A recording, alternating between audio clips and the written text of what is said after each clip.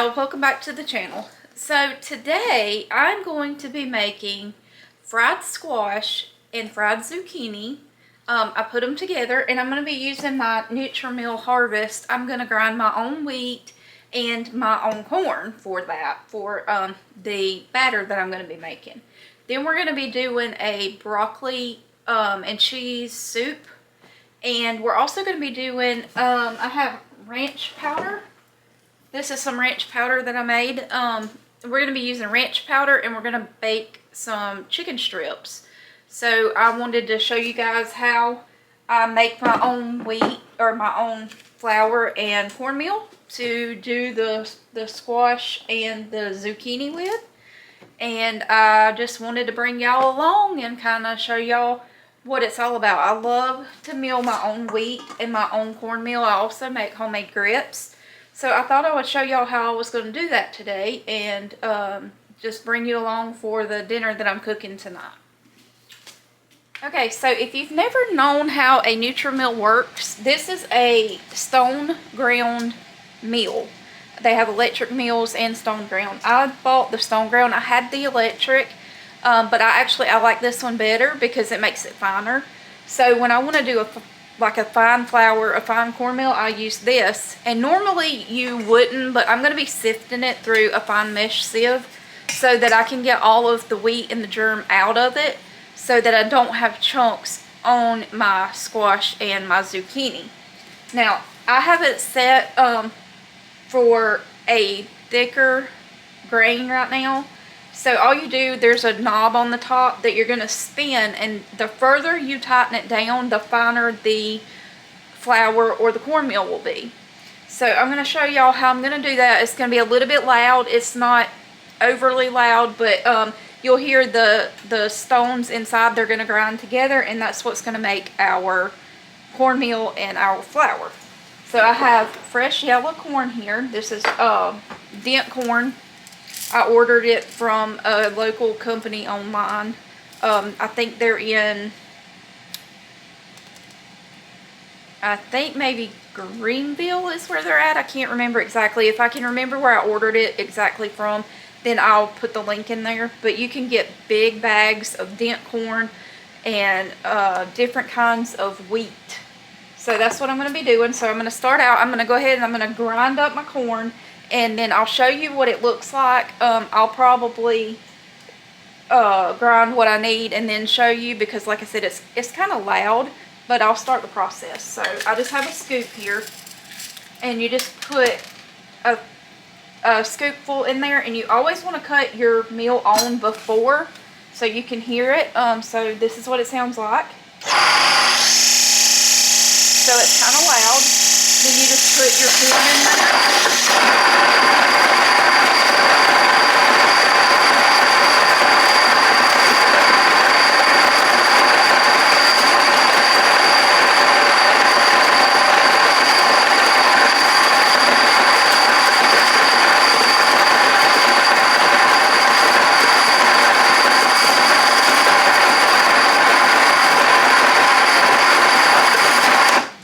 So I'll show you up close. This is a little thicker than what I want to use. So I'm gonna, the next batch when I run it, I'm gonna make it just a little bit finer.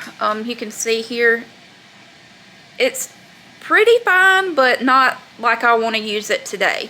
So I'm gonna cut it back on and I'm gonna run the next batch, and I'm gonna tighten the knob down here just a little bit. And then I'm gonna do the same thing again. You always cut it on first. Uh-oh. Okay, so I have it cut back on now. I'm just gonna run this little bit.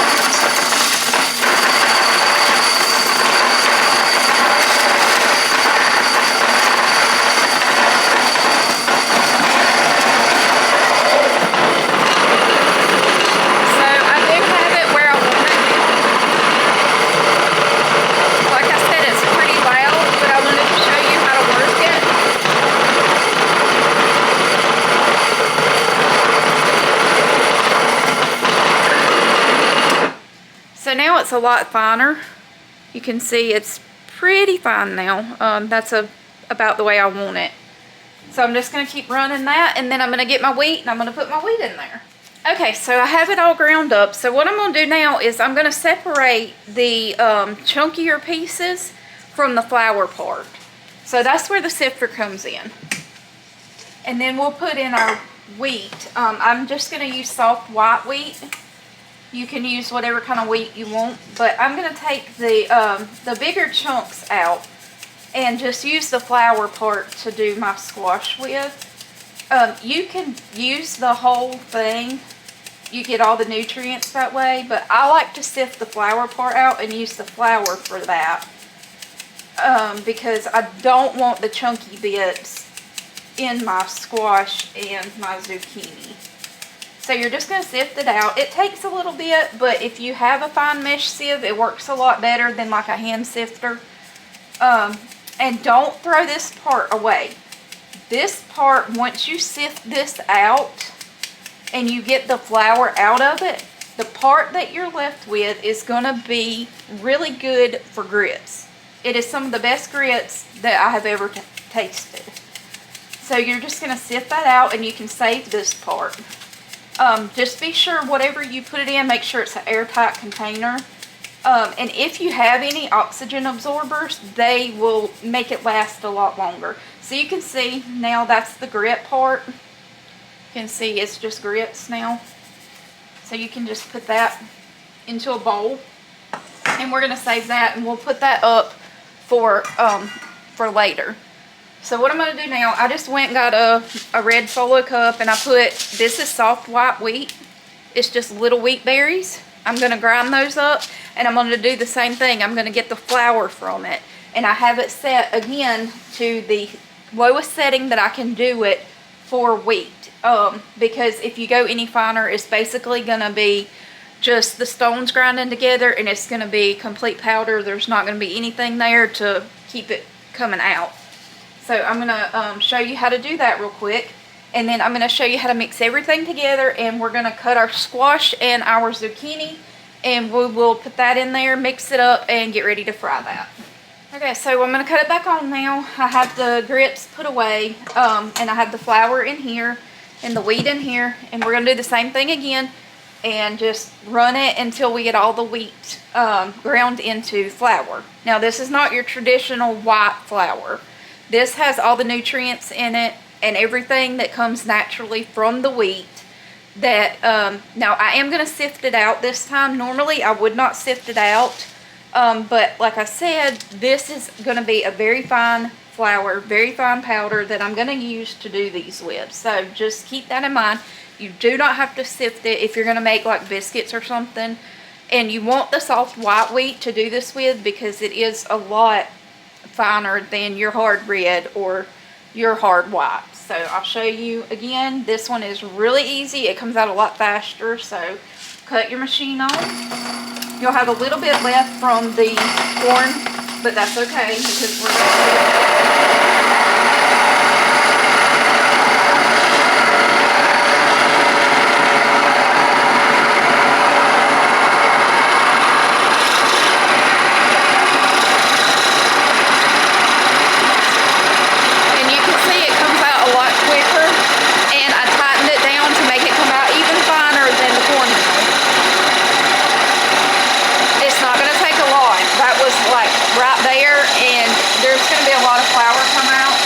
do this with.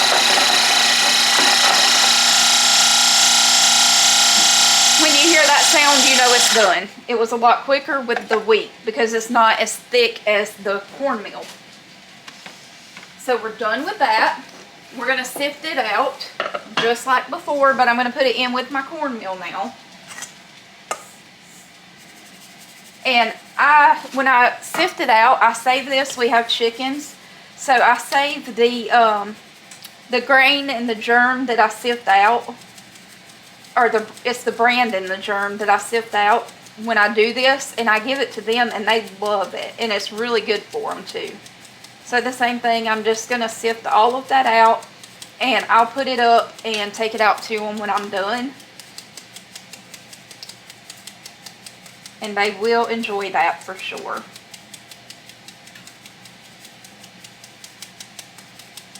if you do your own flour and you do have chickens, don't be surprised that if you go out one day and you have corn and wheat growing in your chicken coop, because that happened to us. We have corn growing from me dumping out some kernels and things and some wheat, which is pretty cool, but you don't have to do that. Okay, so that right there, that is your bran and your germ. Let me put it in here. It's basically the hard parts. I don't know if you guys can see that, but it's really thick. That's what comes out. That you can use it. It's completely safe to use. I just don't want to use it for this application. So I mixed it in with my cornmeal, and you're gonna have a pretty corn flour and a pretty wheat flour. So there it is. And it's really soft. It is so powdery soft. Okay. So now I'm gonna season it up so that I can do my squash and my zucchini. And the way I season it, I just use salt and pepper in it. You can put whatever in it that you want. You're gonna need a fair amount because there's not any, basically there's no preservatives or anything in it, so it's just gonna be plain flour. So you want to season it up pretty good with salt and pepper. And whatever other seasonings you want to use, it works really good if you're going to fry chicken. If you make biscuits with it, the same thing. It works really good for that. I'm just going to stir all that together now. Alright. There it is. All nice and seasoned. And that makes some of the best cornbread. It is so good. So what I'm going to do now, I'm just going to cut up my squash and my zucchini. I already washed them because I don't peel mine. I find that it stays together better if you don't peel it, but do ever how you want to do it. So I'm just going to chop it up, and I'm chopping it kind of thick so that it doesn't fall apart in the pan. Cut it ever how you want it, you know, whatever you like. It's totally fine, ever how you like to eat it. If you have any bad spots, just cut the bad spots off, just like you normally would. And I'm just going to season it up a little bit more, so that I make sure that every piece has seasoning on it.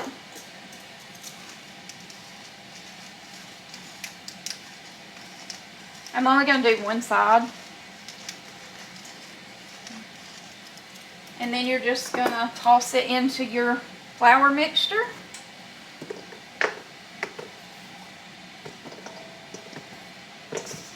You're going to mix it up. Get it all coated really well.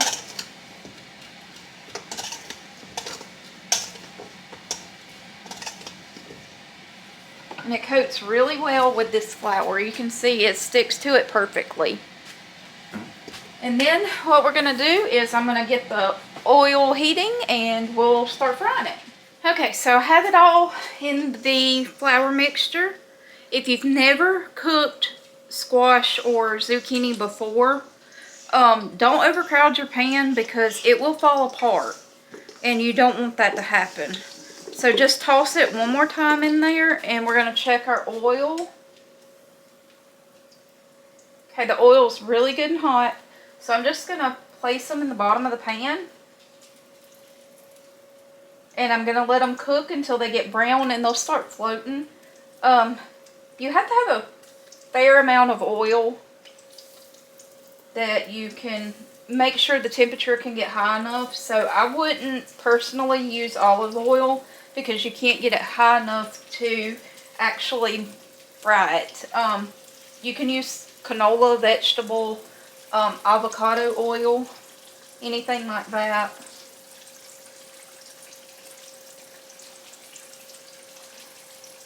A lot of people, if you use lard, they use the lard for it, which is really good as well. So we're just going to wait on that to get all crispy and start floating, and then we'll flip it and do the same thing, and then it'll be done. But I'm going to start on the chicken. I already have the oven preheated. I've got it preheated to 350. I've got the broccoli on the stove because I know it's going to take a while to do that. So we're going to get the chicken prepped and get it in the oven. Okay, so I have it, the counter cleaned off. I have the chicken breast tenders that I'm going to use. I just flipped the squash and zucchini. It was floating, so I flipped it over. It's starting to turn brown.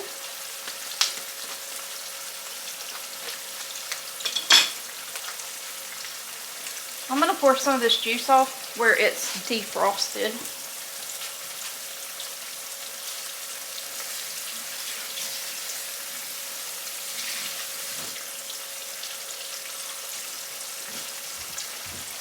Okay, and I washed it off as well, so. If you don't know how to make homemade ranch powder, I can show you guys how to do that. It's really easy.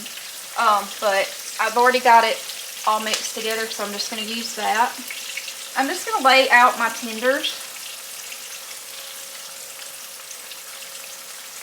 And if they have any bone or anything in them, you can just chop those off and remove the fat.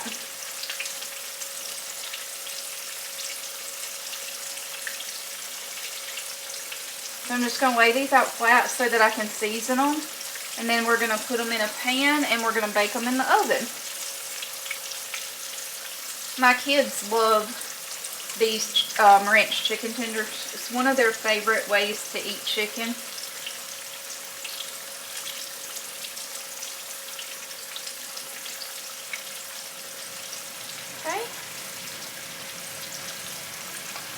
You can do the chicken breast or thighs or legs or whatever. You can do it all the same way. It doesn't matter what cut of meat it is. Okay, I'm going to wash my hands and I will be right back over there.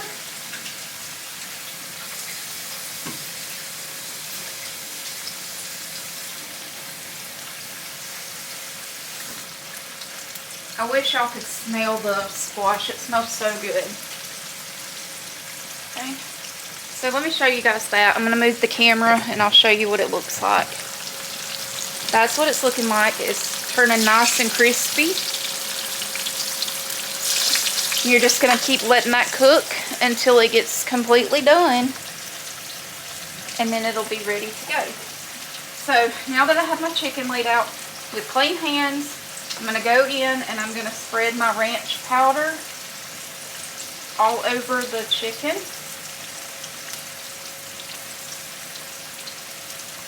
You can buy the ranch powder in the stores. It's just what you make the ranch dressing with. You can use that. It's the same thing. This is just homemade.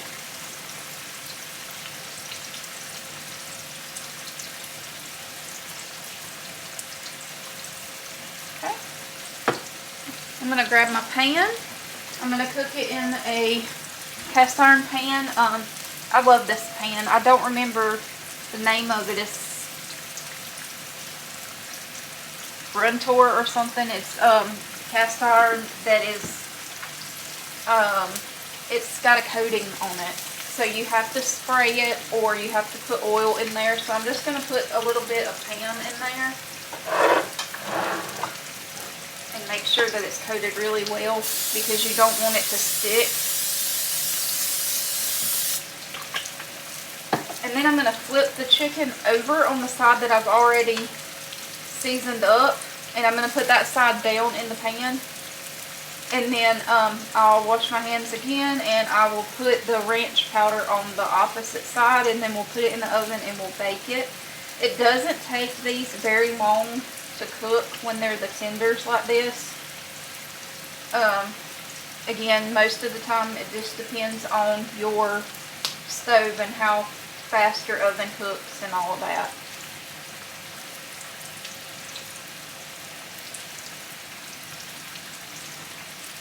Okay, I'm going to cut these off real quick. I need to get those out before they burn. I'll be right back. Okay, so I have the chicken in the pan, and I'm going to put the seasoning on the other side now. And then we're going to bake it in the oven until it just gets tender and brown. And that shouldn't be too long. You can cover it or leave it uncovered. Just watch it if you leave it uncovered. I usually do leave mine uncovered. But that's totally up to you. I got the first batch out of the zucchini and the squash. So that one is ready. So we're going to stick this in the oven. And then I'll show you what the squash and zucchini look like after they came out. So the first small batch, like I said, I'm doing it small batches. You can see how pretty and brown it is. And it's perfectly tender inside. Ooh, it's hot, but it's really, really tender. And you'll know when it's done when it floats. And like I said, the broccoli is going. So I guess I will see y'all back when the chicken is done and the rest of the zucchini and squash. And I'll show y'all how I do the broccoli, and then I'll show you what the finished meal looks like. Okay, so it's been probably 10 minutes. The broccoli is done now. It's been cooking for quite a while, but we're gonna do the broccoli casserole now. I do mine a lot different than most people. I use organic breadcrumbs in mine, or I will dice up like I don't even think I have any, but like the Ritz crackers or something and put in it, and it's really good. So you're just gonna put your salt in there and your pepper. And then I'm going to take an immersion blender and I'm going to blend that up pretty fine. And then I'm going to put the cream of mushroom in there.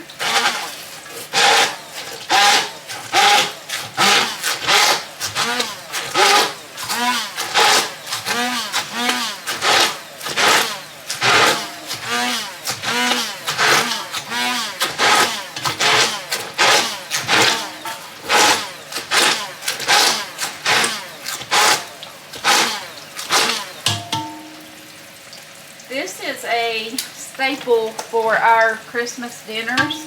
I have so many people ask me to make it that they like the way that it is different than most others that you eat.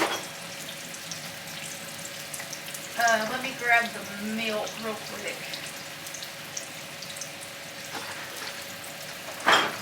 Okay, so I just have, this is just whole milk.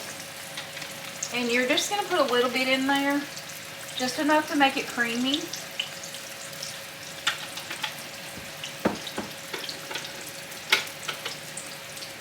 Let me get the lid back on here. Then we're going to add in a can of cream of mushroom soup.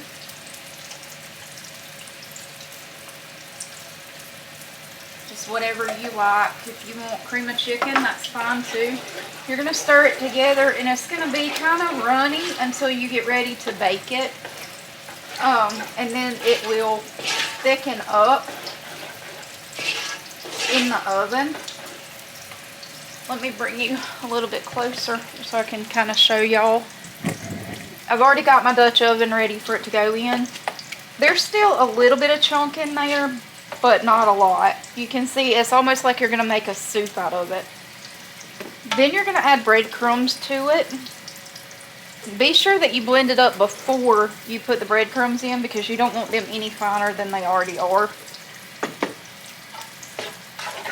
And that'll thicken it up a good bit just by putting those in there.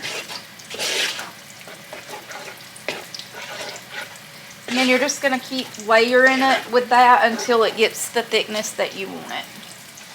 Okay, so now I'm going to add my cheese in there. No specific amount, just put it in there until it's the way that you like it. And then it'll go on the top as well. We like ours pretty cheesy. You're just going to keep stirring it up. And it's getting thicker as you go. The breadcrumbs thicken it up a lot. Okay, so that's probably enough cheese. It wasn't a lot that I put in there, a couple of handfuls. So we're just going to dip it out. I'm going to put it into my cast iron Dutch oven. And then we'll put the cheese on the top of it, and then we'll put it into the oven and bake it. And it doesn't take very long at all for it to bake. Maybe 15 minutes max, because everything's already done. And I basically cook the broccoli until it falls apart anyway. So all you're really doing is cooking the cream of chicken or cream of mushroom soup and the cheese that's in there.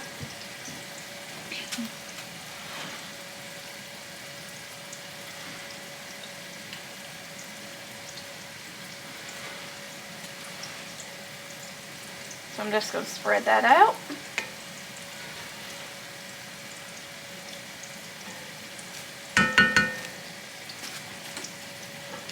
And then I'm going to add just a little bit more salt and pepper to the top.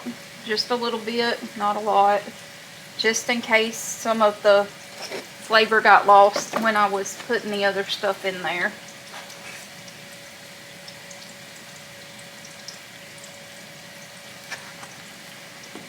And then just another handful of cheese. Sprinkle that on the top. I'm telling you, this is like a really, really good casserole.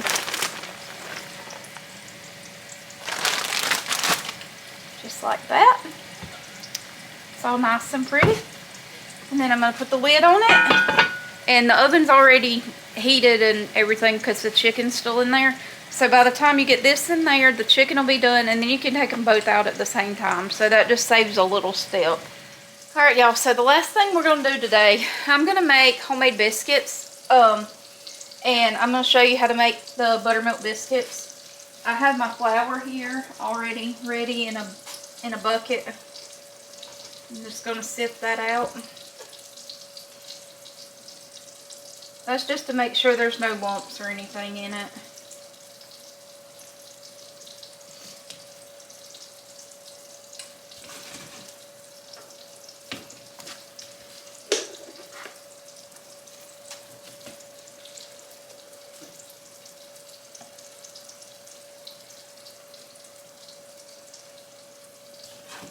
Alright, that should be plenty of flour.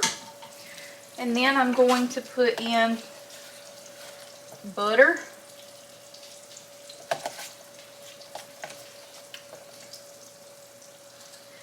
And this is fresh buttermilk.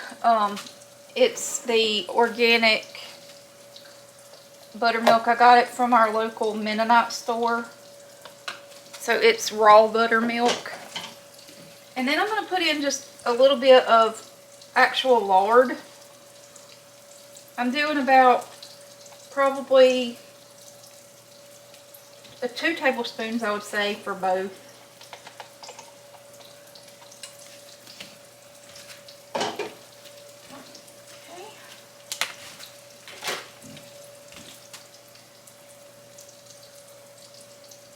Now, some people are not going to like the way I'm going to do this, but I cannot mix biscuits by anything but hand. So I washed my hands really well, and I'm actually going to mix it up by hand. So that's the chunk of the butter and the lard. So you're just going to break it up together. Make it kind of smooth in there. Just kind of squeeze it together. And then we're going to add our buttermilk in there. And like I said, this is raw buttermilk. And you're just going to keep mixing it by hand like that until you get a thick dough. This is just the way I was taught to make them, was by hand. I've tried to use a fork. I've tried everything, and I cannot mix it together good. And you'll see, I use my hands for a lot of stuff, so.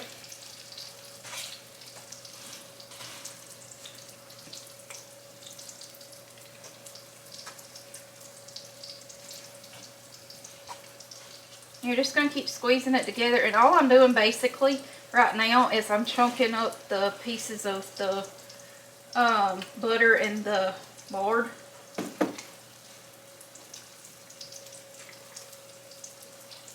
And then you're just going to keep going. There's a gnat in here.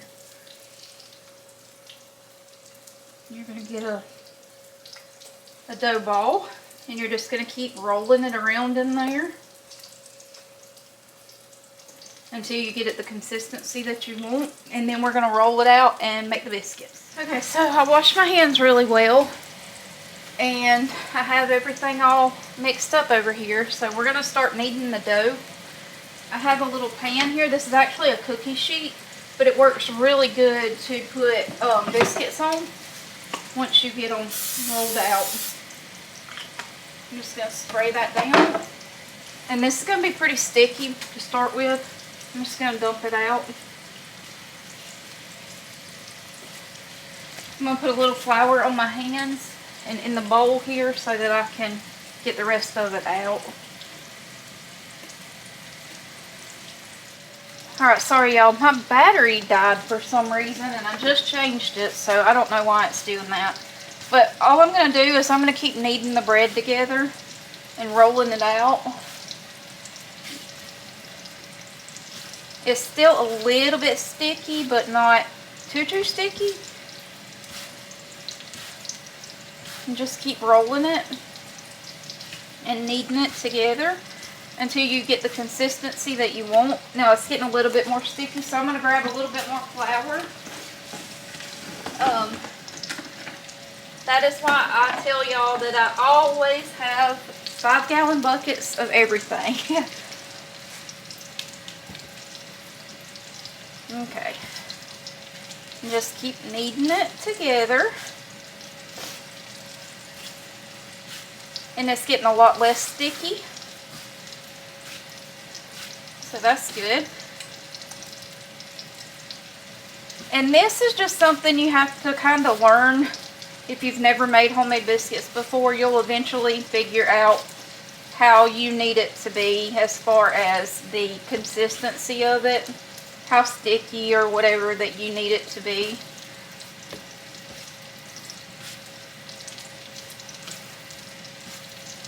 And just keep kneading and rolling. And you can see that's a little sticky right there, so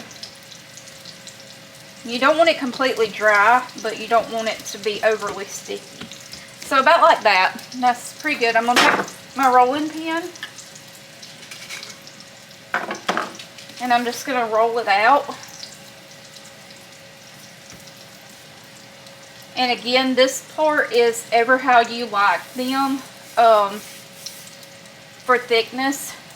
There's really no right or wrong for the thickness of them. You can usually get about a couple of dozen out of a batch, depending on how big you cut them. So I'm not sure exactly how many I'm going to get out of this batch. So we'll see. I'm just going to cut them out.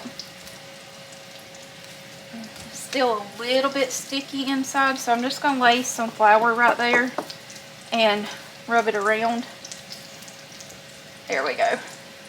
I'm using the biggest cutter that I have. You can use a small one if you want to make like tea biscuits. You can do that. And then I always just pull this up because you're going to keep going until you run out of dough. So that's what they're going to look like. And then you're just going to lay them on your pan or your sheet that you're using, whatever you're using to cook them with.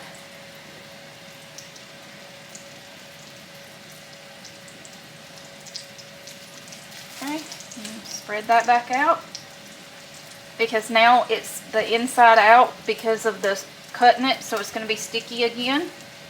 You just keep rolling it. Keep your surface floured. Okay. And just keep doing the process until you have all your biscuits cooked. Sometimes I get more, sometimes I get less. It just depends.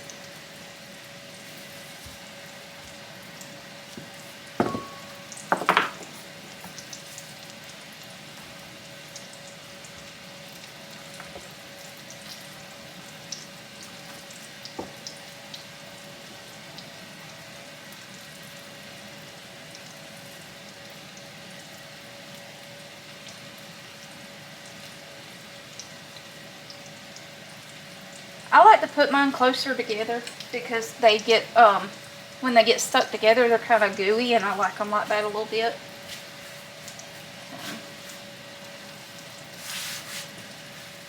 Just keep the process going.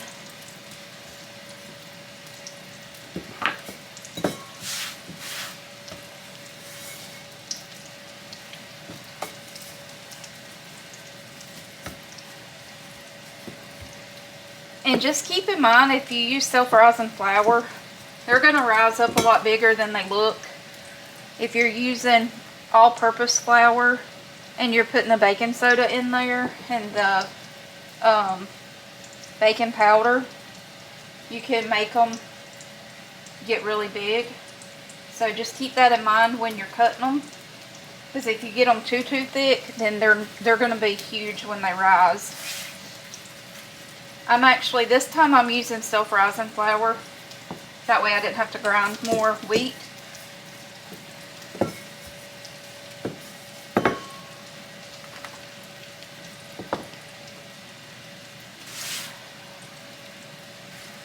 And we're getting pretty much down to the last biscuit we're going to be able to make.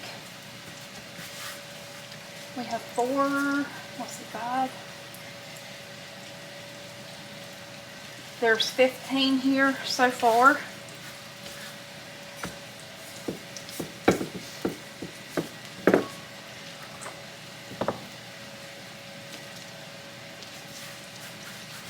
And then this last one we're just going to roll out by hand. We're not going to cut it. We're just going to roll it. So you're going to knead it, push it into itself, and roll it out into a ball. And if you cap your hand, you'll get a pretty good ball shape. Just like that. And then we're going to plop that down, and I'm just going to push it down.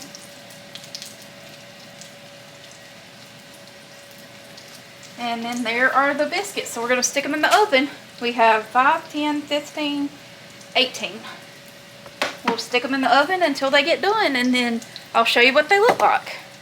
Okay, y'all, so it's been a little while. The biscuits are done. I'm about to take them out of the oven, and I was going to show them to you. Everything else is done. Let me get these out. And that's how pretty they are. Just going to set them right here on the stove. And I'll show you everything else that's done. Let me just grab the camera. So there's the biscuits. That is our broccoli casserole. I think I called it broccoli soup to start with, but it's broccoli casserole. There is our baked chicken. And that is our squash and zucchini. So that's pretty much it for the vlog. I do hope that y'all enjoyed it today. I'm really loving the cooking videos. I know a lot of you said that you liked those as well. I may throw in a couple of the day in the life or something like that, but right now I think I'm going to stick with doing just cooking videos for a while. And then once I get that done, then I'll still throw in a few of the day in the life and shopping and that sort of thing. But I'm really enjoying doing the cooking videos, so I hope that you guys like it. If you would, I really want to grow my channel. I'm trying to get at least 1,000 subscribers, hopefully in the next couple of months. God willing, he'll bring them to me. I just hope that you are enjoying, and thank you so much for the ones that have come back to the channel. It means a lot to us. We really like talking with you in the comments, so if you want to leave a comment, that's great too. I will respond. If you would like the video, subscribe, share it, and tell your friends about our channel. And we do hope to see you in the next video. And thank you so much for watching, and please have a blessed day.